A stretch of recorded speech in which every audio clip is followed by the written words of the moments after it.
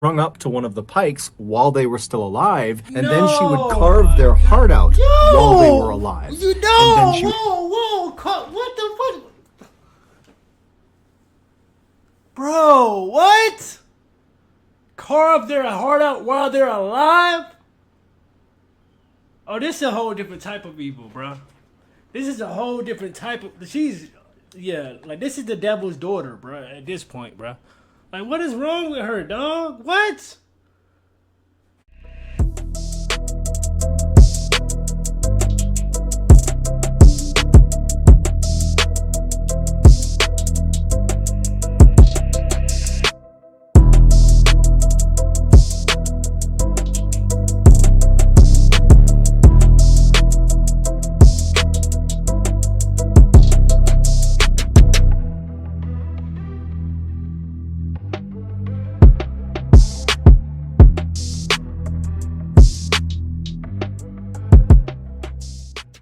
Yo, what it do? SRT gang. Get your boy with the fat SwaggyReacts, and we are back with another reaction video, man. And shouts out to Mr.Ballen. He got a new video for us today, man. Like, he dropped it this morning, so y'all already know. I had to get up on it. Like, y'all know I had to get up on it. Like, today we're gonna be checking out the most feared girl in Mexico, bro. Like, share, comment, and subscribe for mature audiences only. So, like, if you guys enjoy, like, scary, stories or videos, I drop one every night at 11 p.m. So, please, if you guys enjoy these, hit the like button. And most of all, hit that subscribe button, bro. Because it's a lot of y'all that's not subbed up to your boy. It's like 60-something% of y'all not subbed up to me, man. So go ahead and hit that subscribe button, because you know you're going to come back anyway. You might as well. So, like, we finna go ahead and check this out again. Like, shouts out to Mr.Ballen. Let's get this video to 200 likes. I think y'all know what's up, man. Let's get it, man. Let's get it. Let's get it. This story has a very graphic ending, so viewer discretion is advised. But before we get into today's story, if you're a fan of the strange, dark, and mysterious delivered in story format, then you come to the right place, because that's all we do, and we upload once or twice every week. So if that's of interest to you, please put a single metal fork in the like button's microwave, set it for 99 minutes, hit start, and then leave. Also, please subscribe to our channel. No, don't never put nothing metal in the microwave. No, don't do that. Don't do that. Seriously. Microwave set week. So if that's of interest to you, please put a single metal fork in the like button's microwave, set it for 99 minutes, hit start, and then leave. Also, please subscribe to our channel and turn on all notifications so you don't miss any of our weekly uploads. Before we get into today's story, I want to talk to you about today's sponsor, BetterHelp. Back in 2015, when I was still in the military and was not on YouTube yet, I fell into a very deep depression. I was mad all the time. I was isolating myself. I was basically self-destructing. And eventually, after my... And, yeah, like, a lot of people that's in the military or just have anything to do with, the army, this, that, and the third, like, a lot of those guys, like, go through that, man. Like, I have family members that tell me about it all the time, friends that tell me about it all the time. But that's a real thing, man. Like, I say this, like, every video, like, depression is a real thing, bro. People go through it all the time, bro. For real. Mad all the time. I was isolating myself. I was basically self-destructing. And eventually, after my family encouraged me to do so, I did go out and get help. I sought out a therapist. And honestly, looking back, I think that decision saved my life. So when BetterHelp, which is a very highly reviewed online therapy platform, reached out to me and asked if we could partner, I immediately said yes, because I know therapy works. For the last couple of months, I've been using their platform, and it's great. It's easy to use. It's affordable. All their therapists are licensed and accredited. But in my opinion, the best and most unique aspect of BetterHelp is that it's all online. Back in 2015, I almost didn't seek out a therapist because I was so concerned about physically walking into the therapist's office and having someone who knows me see me walking in and judging me. But with BetterHelp, you can get the help you need from the comfort of your home and in total anonymity. Sign up is super easy. You just fill out a questionnaire, and then right away a therapist gets in touch with you and they set up a time to talk to you within 48 hours. caves. And if you want to change your therapist at any time, it's free and very easy to do. So if you think talking to someone could benefit you like it benefited me, then go to betterhelp.com/MrBallen. That's better, HELP. And if you sign up using the Mr. Ballen link in the description, you'll get 10% off your first month. Okay, let's get into today's story. Yeah, definitely sign up for that, guys, because that could really change your life, man. If you know anyone that's going through any type of like depression or anything, please like have them sign up for that, man. Please. You know what I'm saying? Like, that's why I didn't skip over it, because I want you guys to hear that. You know what I'm saying? Because that's very important to the world. You feel me?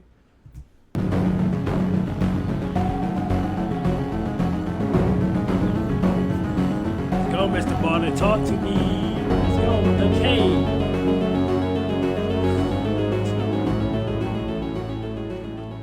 The Sierra Madre Oriental is a major mountain range that starts on the southern border of Texas and Mexico and cuts 700 miles south through the northeastern section of Mexico. About halfway down this mountain range on the eastern face lies a series of caves, and situated below these caves at the foot of the mountains are several small villages that are very isolated, and they're populated primarily with illiterate poor farmers. One night back in May of 1963, a 14-year-old boy named Sebastian Guerrero, who lived in one of these small isolated villages, decided to go for a walk up in the mountains, and he wanted to go explore the different caves. Now, this was something he did fairly regularly because there was a local rumor that there was actually hidden treasure in these different caves. Now, it's unclear if Sebastian literally believed that or if that was just kind of an excuse to go have a look around himself. But regardless, he headed out of his house and he began walking up the mountain towards these caves. The entrance to these caves were a couple hundred feet up the mountainside,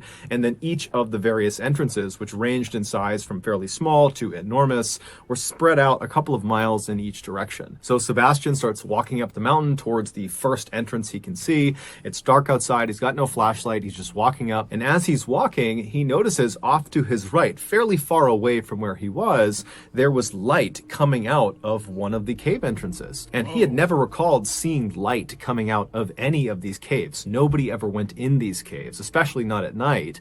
And so his interest was piqued, and he decided he would kind of abandon his original plan to just kind of look around near his village, and he would actually walk all the way over to that lit up cave and see what was going on. So he turned right and began kind of walking uphill at an angle in the direction of this lit up cave. And so as he's walking, he's getting farther and farther away from the village where he lives, and he's starting to hear sounds coming out of this lit up cave entrance. It sounds like a person potentially, either they're laughing or they're screaming. He doesn't really know.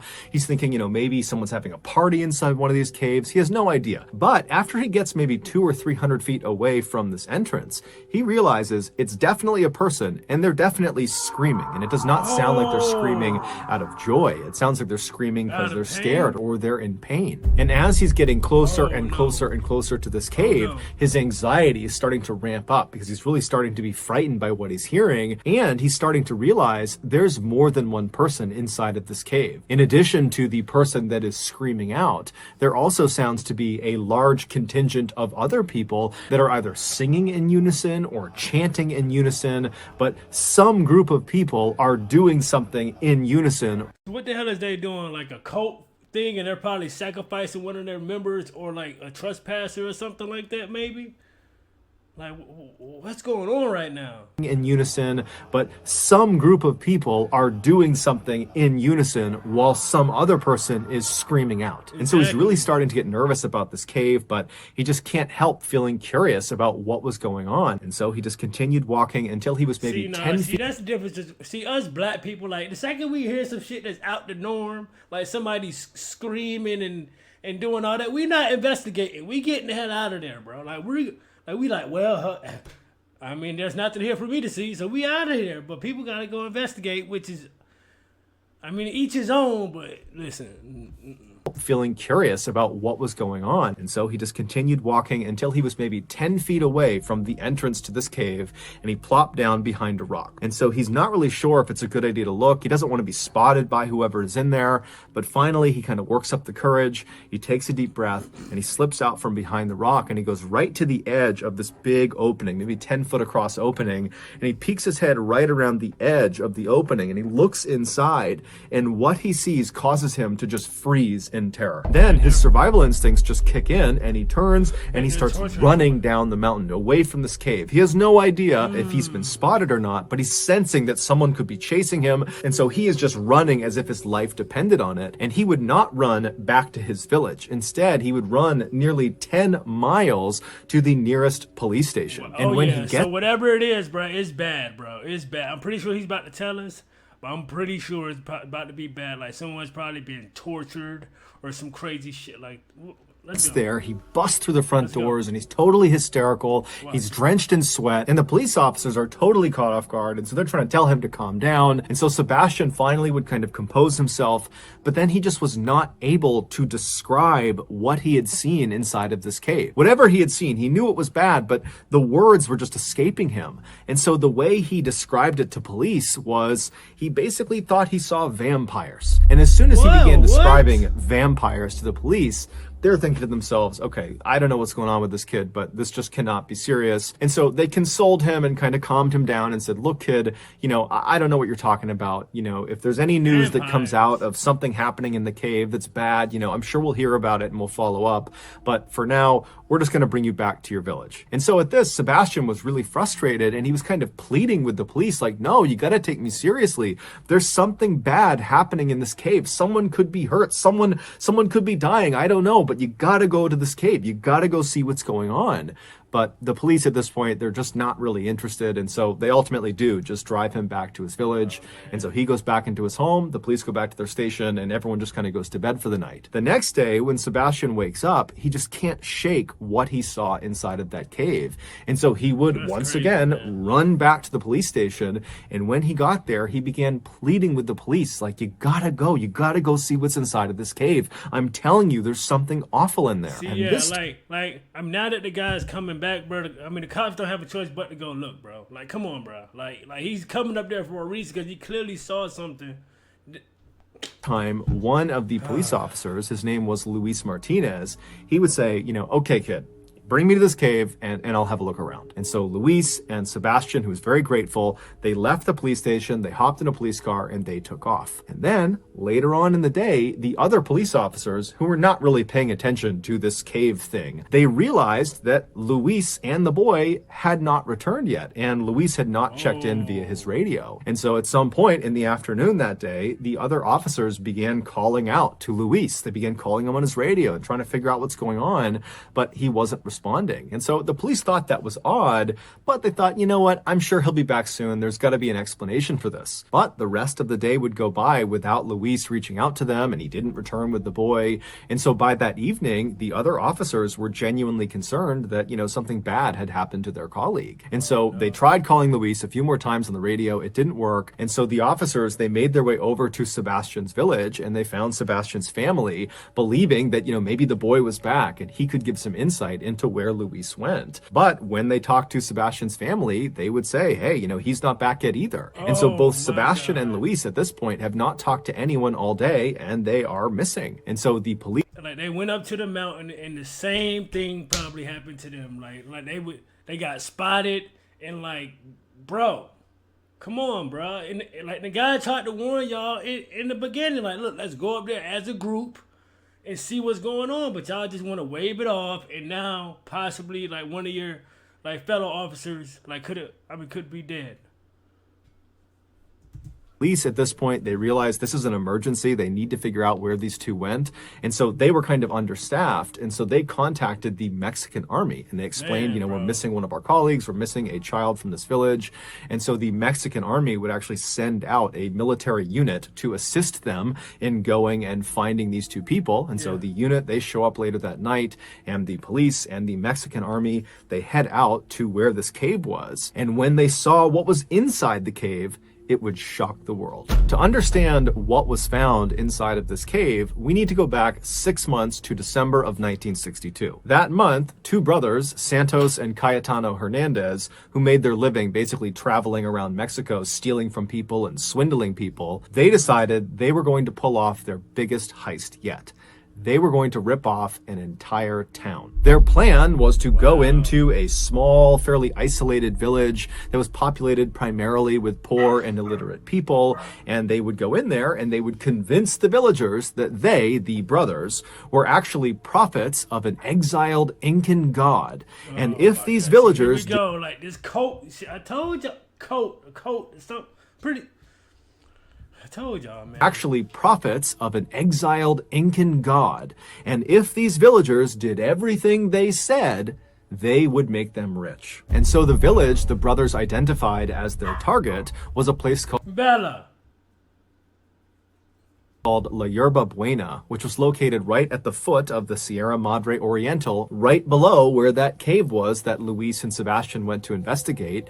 And La Yerba Buena was exactly what the brothers were looking for. It was home to only about 20 families that were all very poor and illiterate, and they were very suggestible. Sorry, y'all. I mean, Bella come hopping all on me and stuff. Sorry, y'all. Let's go. Went to investigate, and La Yerba Buena was exactly what the brothers were looking for. It was home to only about 20 families that were all very poor and illiterate, and they were very suggestible. And so right before the new year, the Hernandez brothers strolled into La Yerba Buena, and they put on this very dramatic show explaining how they were the prophets of the Incan god. And these two brothers, they were very charismatic, and they were excellent salesmen. And so they really sold the lie.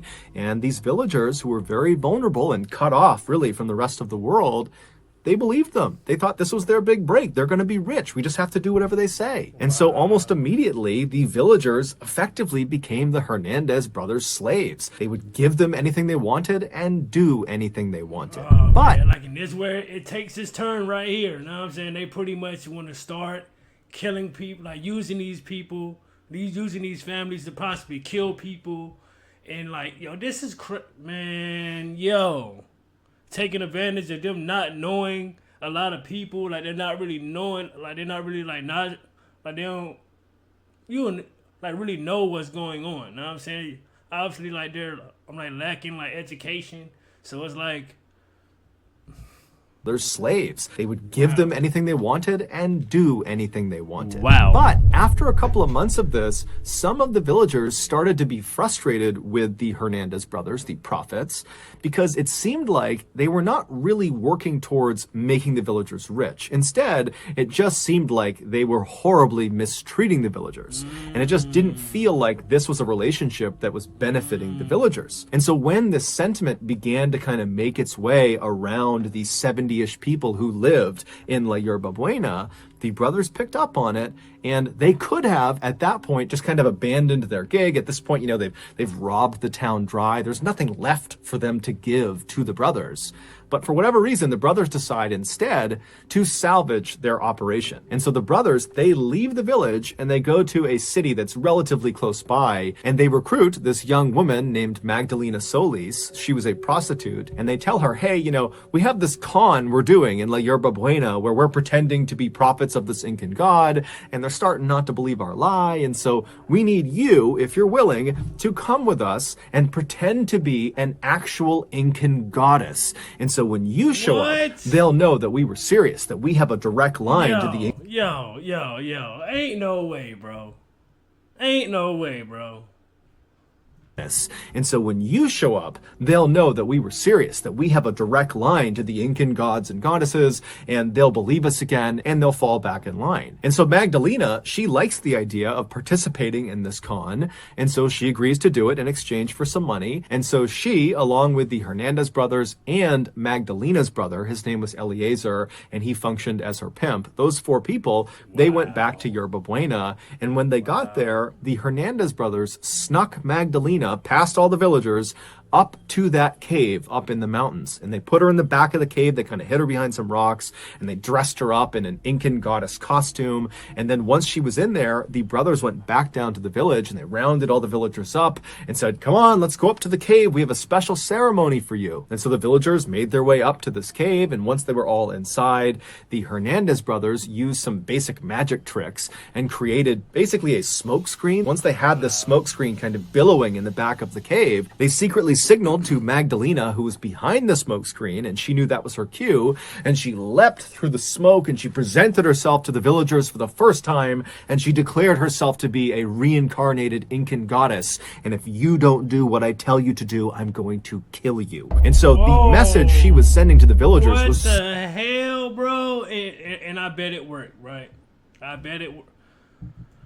Tell you to do, I'm going to kill you. And so the message she was sending to the villagers was so intense, they completely believed that this was an Incan goddess, and therefore this was not a ruse. The brothers were not lying to them. This was all very real. There's a real goddess in front of us. I told y'all.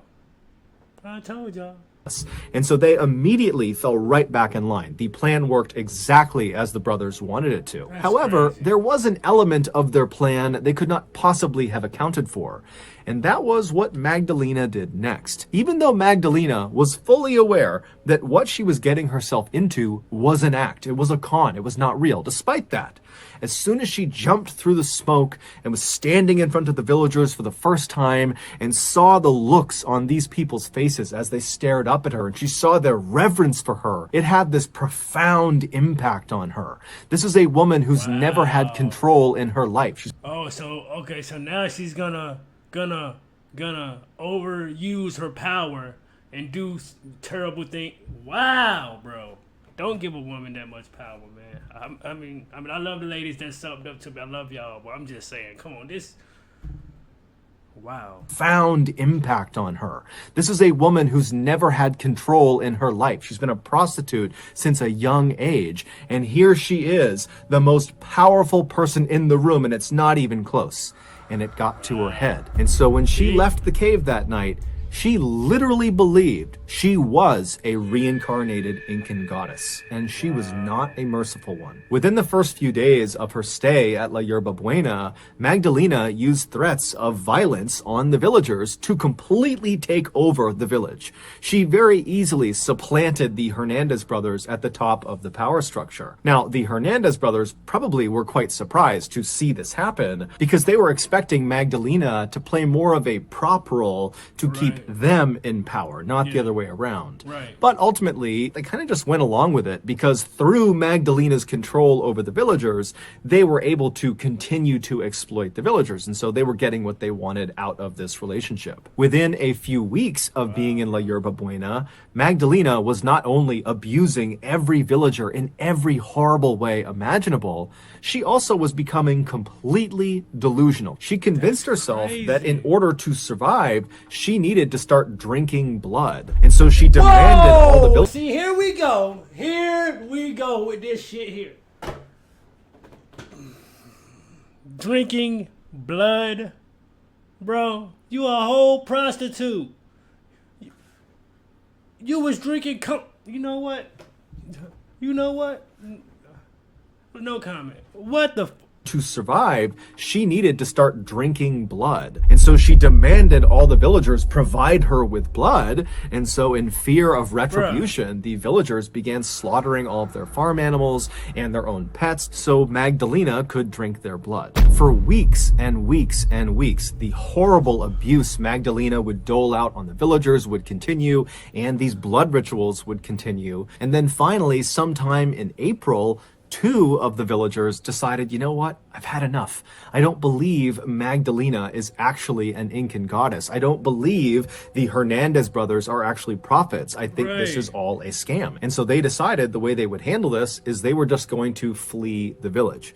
Now, somehow their plans to run away got out, and the Hernandez brothers found out about it, and they, in turn, told Magdalena about it. And when she heard the news, she immediately told everyone in the village to make their way up to the cave for a special ceremony. Finna make him a sacrifice. About to kill him. Wow. So all the villagers, including the 2 people that were planning on running away, they made their way up to the cave, and once everyone was inside, Magdalena walked to the front of the group, and she pointed at the 2 dissenters, the 2 people that were planning on running, and she demanded that the rest of the villagers kill them. And on the spot, all of the other villagers... What is wrong with this lady, bro? Something is really wrong with this lady, bro. Like, really wrong with this lady. She's really drunken with power right now, bro. Of blood, animal blood. demanded that the rest of the villagers kill them. And on the spot, all of the other villagers jumped on top of the two dissenters and they lynched them. They beat them to death in the cave. And then after these two people have been killed, Magdalena orders their bodies be strung up on these two pikes she had set up in the back of the cave because she knew what she was going to be doing up in this cave. And so after these two bodies were... Bro. Now she's using them, having them hung as examples, bro. Examples. Strung up on these pikes, Magdalena grabs a chalice and she walks over to these two bodies and she presses the chalice up against their bodies where they're bleeding from, and she fills it up and then she drinks from the chalice. And at this point, everything changed. Suddenly, Magdalena understood that it wasn't good enough to just be drinking animal blood. That was not enough to keep her, a goddess, alive. She now could only consume human blood.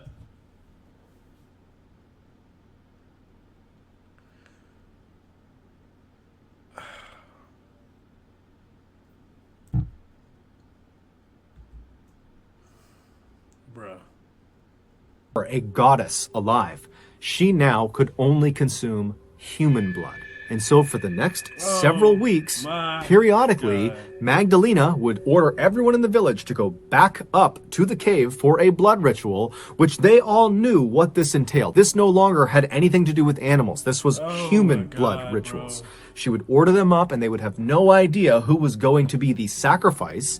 And so all these people that get inside this dark cave, and then Magdalena shows up and she stands in front of them, and after kind of looking them over, she identifies her next sacrifice. And out of fear, the other villagers, who were the friends and family of the victim, would launch themselves on top of the chosen sacrifice and lynch them in the cave. And then after, even like family, like, bro, like, what if someone had like, oh my God, bro, like their son or their sister or their brother, like, what? And it's, y'all letting this prostitute just kill them, like, on top of the chosen sacrifice and lynch them in the cave. And then afterwards, their body would be strung up on one of the pikes, and Magdalena would walk over with her chalice. She would fill it with blood and she would drink it. And so this would go on and on for several weeks. And one of the most distressing aspects of these human sacrifices is that as she did more and more and more of them, Magdalena got it in her head that beating the sacrifice to death before consuming their blood was spoiling the blood in some way. And so what she began doing was she would have the other villagers beat the sacrifice into submission, and then she would have the sacrifice strung up to one of the pikes while they were still alive, and then she would carve their heart out while they were alive. You know, what the fuck? Bro, what? Carve their heart out while they're alive? Oh, this is a whole different type of evil, bro. This is a whole different type of... like, this is the devil's daughter, bro, at this point, bro. Like, what is wrong with her, dog? What? Alive, and then she would carve their heart out while they were alive, and then she would drink their blood. So in May of 1963, when Sebastian, the 14-year-old boy, when he poked his head around and looked into that cave, he watched one of these sacrifices having their heart cut out. And he didn't know what to make of it, and so he ran to the police, and then the next day, he and the police officer, Luis Martinez, they would go back to the cave, and Magdalena and her cult would spot them, capture them, and drag them both into the cave. Like, didn't I just say that earlier? I just said that earlier. Like, they went back to the cave, got caught, and now that kid, and your fellow officer is dead because y'all didn't want to take the fair warning in the beginning. Congratulations. assault would spot them, capture them, and drag them both into the cave, and both of them would be ritualistically sacrificed. They would have their hearts cut out, and Magdalena would drink their blood. When the police and army arrived in La Yerba Buena, it was a ghost town because all of the villagers had been ordered up to the cave where they had barricaded themselves inside with weapons because Magdalena probably knew there was going to be a big police response because one of their officers has gone missing out here. They're bound to be found out. And so when the police and the army reach the cave, there's this big shootout with all of the villagers. And during the shootout, the majority of the villagers are killed. Also, the Hernandez brothers, they're also killed in the shootout. And then after the shootout stops, the police and the army would go into this cave and they would discover the pikes, the bloody pikes that are in the back of the cave with bits of human remains all over the ground. And then they would leave the cave and they would search the town and they would find the remains of Luis and Sebastian outside a particular shack. And then inside the shack was Magdalena and her brother Eliezer. They were still alive. They were trying to hide from the authorities, and so they would be arrested. It's believed Magdalena sacrificed and drank the blood of at least 15 of the villagers over a 6-week period. However, 15 people in 6 weeks, bro. The only remains to be of the villagers over a 6-week period. However, the only remains to be positively identified were Luis Martinez and Sebastian Guerrero. Ultimately, Magdalena and her brother Eliezer were sentenced to 50 years in prison, and all of the surviving villagers who participated in these sacrifices or who participated in the shootout with police and the army, they were given 30 years in prison. Amazingly, none of the villagers ever testified against Magdalena or her brother, despite the fact they were almost certainly offered reduced sentences in exchange for their testimony. Clearly, they were more terrified of the Incan goddess than they were terrified of the prospect of 30 years in prison. Crazy, Although bro. the exact date of when this happened is not known, Magdalena would eventually die behind bars. So that's gonna do it, guys. If you got something out of today's episode, like that, it was crazy, bro. Y'all not see how evil this woman was, drinking people's blood, like a child, a 14-year-old child died. Like, bro, what the? So many innocent people in that village died, bro. Like, that's crazy, bro. Like, shouts out to Mr.Ballen, man. He don't miss, bro. He don't miss. Every time he drop one, it's a banger, bro. Like I need one of his videos to get to 500 likes, bro. Like make it happen for me, gang. Make it happen for me, bro. Like, if y'all rock with me, bro, make sure you guys are tuned in when I drop another one on Monday, bro, because it's coming. It's definitely coming, gang. And I'm going to get it to the light goal, and we going to spin the block, bro. This was crazy. This was crazy. In SRT gang, I am out this thing, man. Let's get it.